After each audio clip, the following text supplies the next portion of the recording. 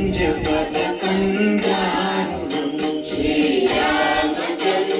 कृपालु भज मन हरण भव भयदारुणं वन्दरपगणित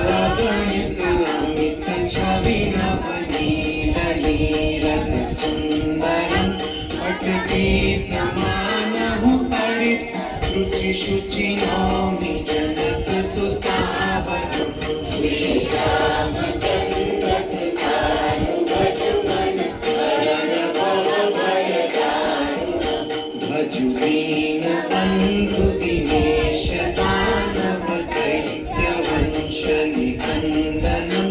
रघुनन्द आनन्द कंद कौशल चन्द्र दशरथ नन्दनं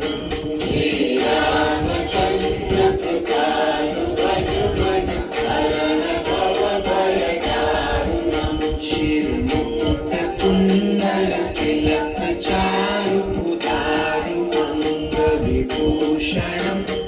अजानुकुच शर चापधर संग्रामोचित कर दूषणं श्रीरामचन्द्र कृपालु भज मन हरण भव भयदारुणं इति वदति तुलसीदास शङ्कर शेष मुनि मनरञ्जनं